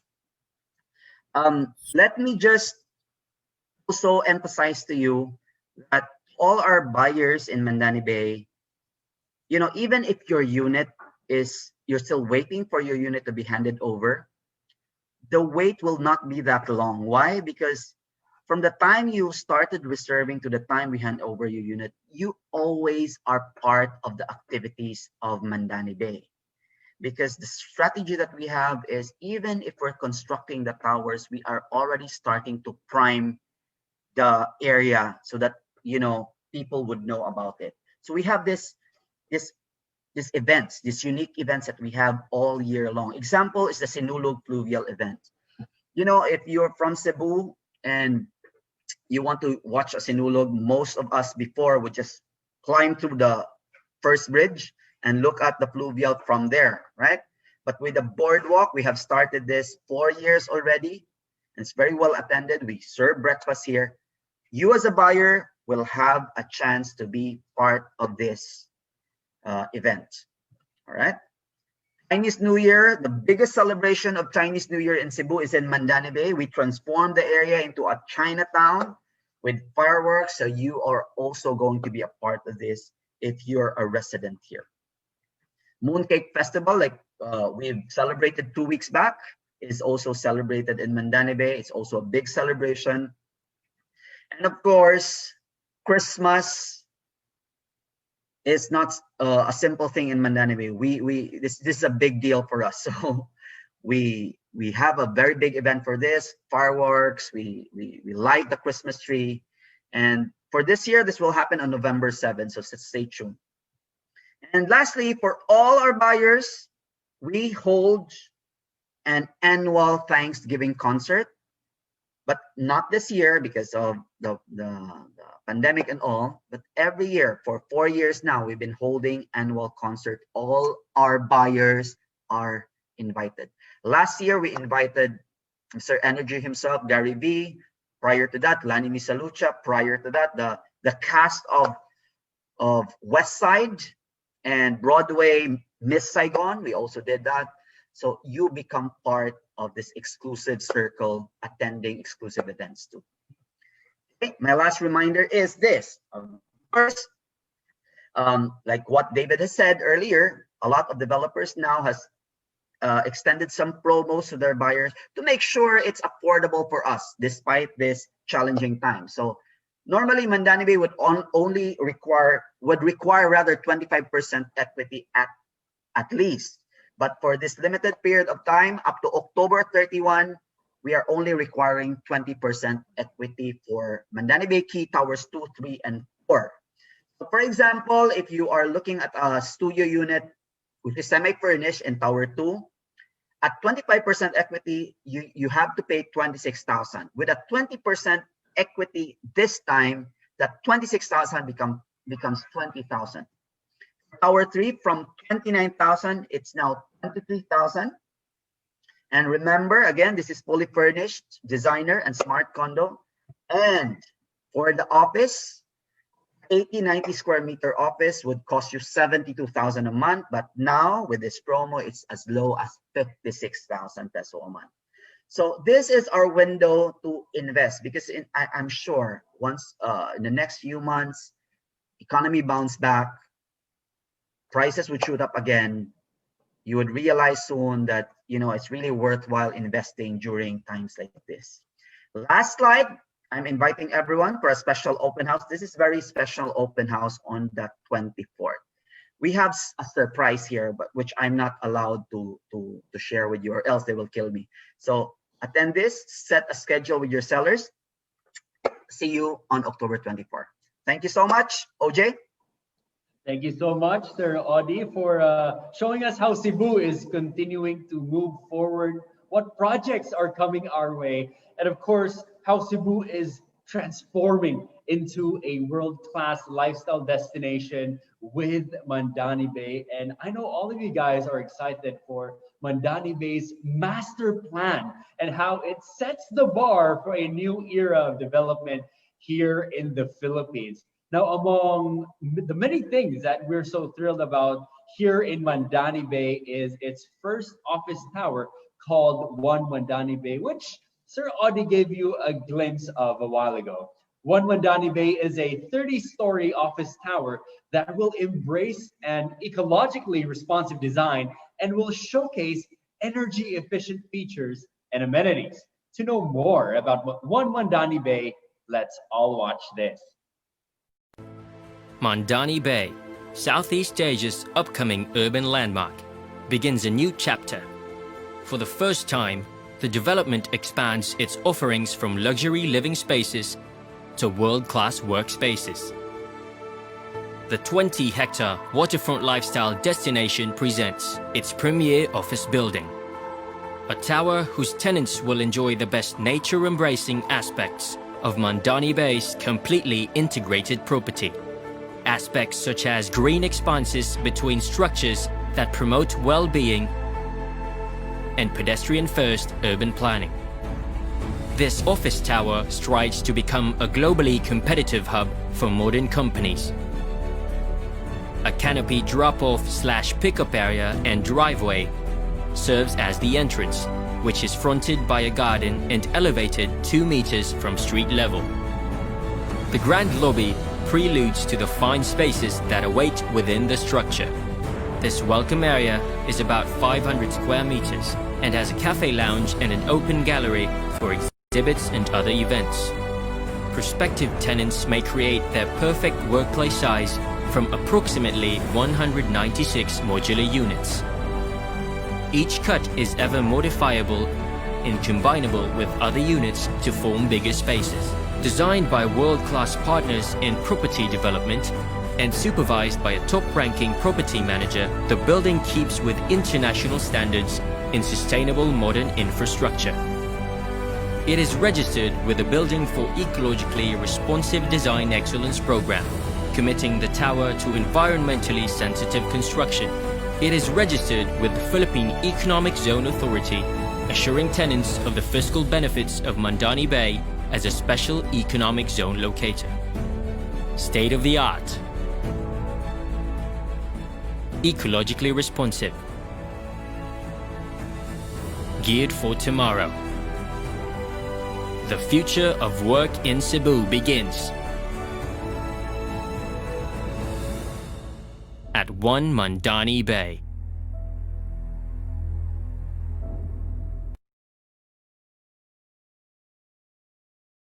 There you have it, friends. One Mandani Bay, a world-class office tower by Mandani Bay. And right now we are joined by our speakers once again for a quick panel discussion. Welcome back, Sir David Leechiu and Sir Audi Villa. Good morning to the both of you. Hi.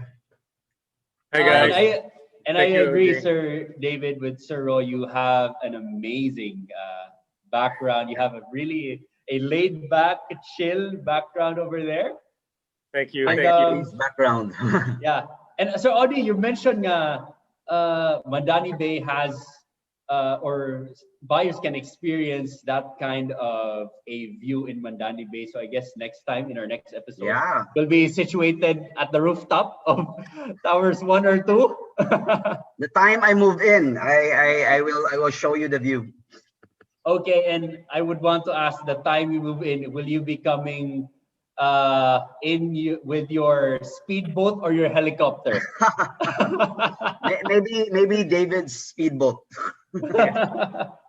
Of course, Sir David, I would like to ask, what are the risks, especially considering we're still in this pandemic? What are the risks that we need to look out for investing, and how do we mitigate them right now? Yeah, I think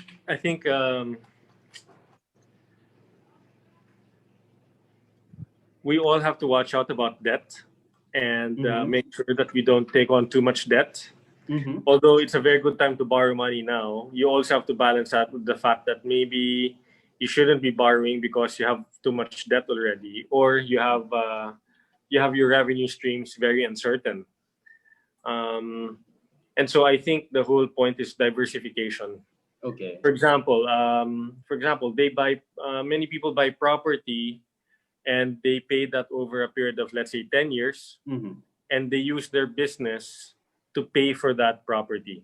Yeah. And if something happens to the business or threatens the business like now, then they are not able to pay for the property. So I suggest to people, if you want to invest in property, please buy something that you can rent out so that it will partially pay for itself. And then your business or your job will be your source of income. And then you have passive income that is generating on the side. Now, so if you have your first home, I would rather that you invest the money first in a revenue generating asset than buying something for you to use and occupy. Kasi if you buy something to use and occupy, and then you've got your job or your business to fund that, then if something happens to that business, you're stuck with trying to maintain both your lifestyle and your loan or your real estate that you're living in. Whereas you're probably more detached and you have a second source of income if you had something to rent. And in an economic downturn, many tenants will leave, but at least you have a possibility of having a second source of income that will help you during the rainy days. So simply put, you invest in assets, or you invest on things that put money that generate revenue. Yes. Yes. And limit your debt. And speaking of debt, sometimes debt can have a negative notion. How and when can debt be a good thing, especially in real estate? Yeah. So debt will allow you to buy property and allow you to pay the property off over a longer period of time. For example, you can get a unit in Mandani Bay. Their payment terms, and let's say it's 3 years. But you can borrow money, and instead of paying that over 3 years, you can pay that over 25 years. Okay. And then there's amortizations there, there's interest rates, and you're able to do that. And in effect, what you're doing is freezing the cost of the unit.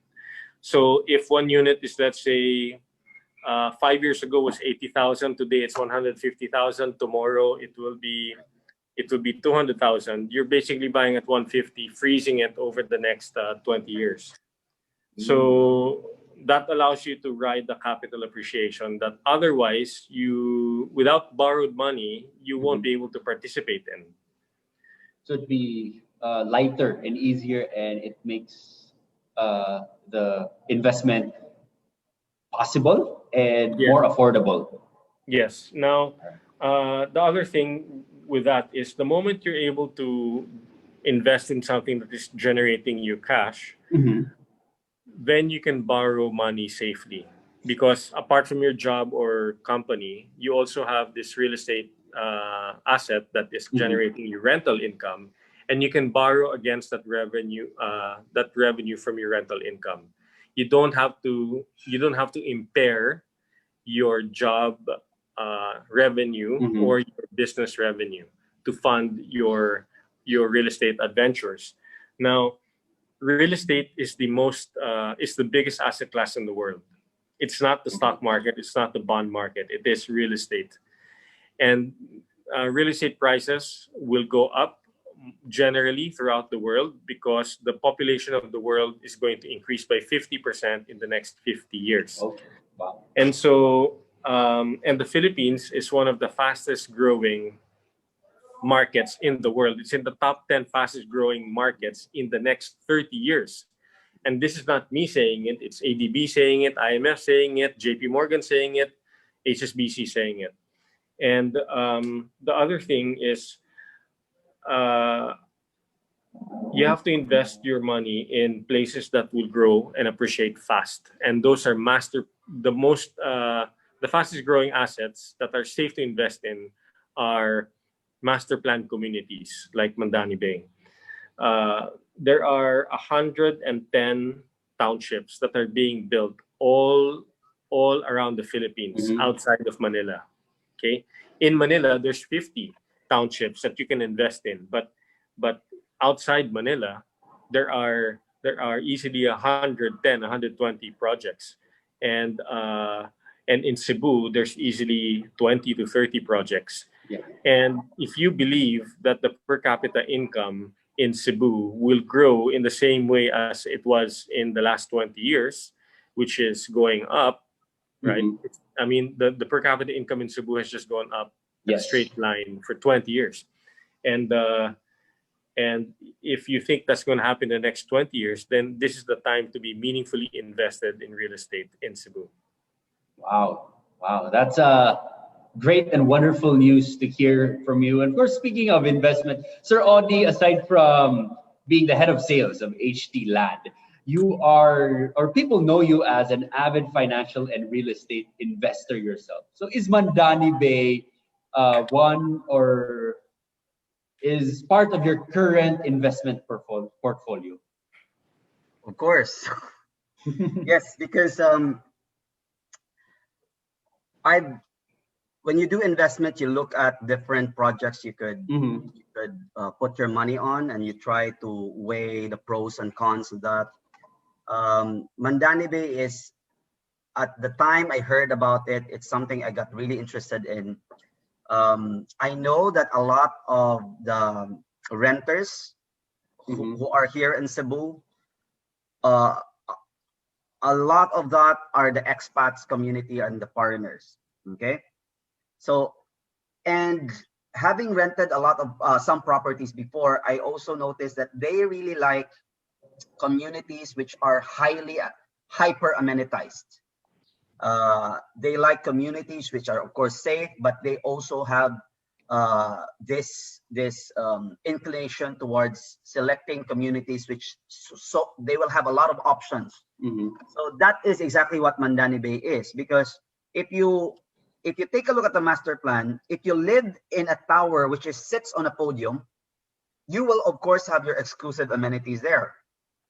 I agree. But this is something that others don't offer. You go to the other three podiums, you could still use the communal amenities of those other three podiums. So think of it this way: 20 hectares, the amenities there are all for the resident to use. So that's something that's going to be very attractive for foreigners who later on could be one of your potential renters too. So as investor, that's one. But also remember what Roy was showing earlier. Mandani Bay, if you invested on that like 4 years ago, that was only 100,000 per square meter. Now it's like 100, almost 190. So Wow. if you sell your property now, you probably have already almost doubled your money. So myself, I'm not selling yet. Why? Because I'm waiting for the boardwalk. I'm waiting for the green promenade. Once those are launched and unveiled, I'm sure properties would again shoot up. I totally agree. And of course, that's one thing that we should be excited about, the master plan of Mandani Bay. At the same time, we're still in our fourth tower, three towers. At the same time, one Mandani Bay, and we still have 16, 17 more towers to go. So we are still at the early stages of development. And again, it's really a smart and wise investment to invest in a developer with a master plan, because revenues, prices will rise. So there you have it, ladies and gentlemen. Thank you so much, Sir Audi. Thank you. Sir David, thank you so much for being with us and sharing your insights. We truly learned so much this morning. Any last words from the both of you? Go ahead, David. Sir David? I guess if you believe that the vaccines are going to be out in 4 months, between now and April, so that's 4 to 6 months, Right. then I believe that when the vaccines are out, the recovery will be significant. It will be like a hot stick, and a lot of pent-up demand will be deployed. Yeah. What that means is that you have between 4 to 6 months to be meaningfully invested in this market. So I would encourage everybody in the audience to really evaluate their financial status, financial condition, and find out and take a risk to see if indeed the next 6 months from now the virus will be out. Then you've got to find a way to meaningfully invest in this market. Whether you do it in the stock market, you do it in property in Manila, you do it in property in Mandani. This next 4 months, if we are correct now, we don't know. Nothing in life is a guarantee other than death, because many people don't pay taxes, so that not even taxes is a guarantee anymore. But if we are correct, then this is one of the few opportunities given to people for a meaningful upside later on. This is one of those life-changing events. So safe to say this pandemic is giving us better opportunities to invest right now. For those who saved up before the pandemic, yes. All right. And, Sir Audi, sorry, Sir David. And again, for the young people in the audience, please cut your social media time, cut your K-drama time, cut your Netflix time, and invest in your mind. Invest in yourself, most importantly. Yeah. That hit me hard, Sir David. Thank you so much, Sir Audi. Yes, the window of opportunity is actually shorter in Mandani Bay because, like what David has said, I believe that vaccine is going to be out the next few months. But in Mandani Bay, the 20% equity will end on October 31st. So that's for you guys to grab. Think about that. And again, I'm inviting everyone on the 24th of October. That's a Saturday. We will have a very special open house. So if you haven't been to Mandani yet, I think this is the best time that you will see how we are going to transform Cebu into a world-class lifestyle destination. Thank you, OJ. Thank you so much, Sir Audi. Thank you so much, Sir David. And thank you so much, everyone, for tuning in with us today. The best is yet to come. And if you have more questions, you can reach out to us through our online channels and through the contact details, which will be flashed on your screens after this. And thank you so much. One of our viewers messaged me, Fanny G. Thank you so much for your wonderful message. It truly encouraged me this morning. Daghang salamat. And I know this pandemic has taken a toll on everything in our lives, but Mandani Bay is confident that we will rise and overcome any challenges ahead of us. Please stay safe and healthy, and together we will move forward. This has been OJ Simofranca. Have a great weekend ahead. Thank you very much. Thank Stay you. safe.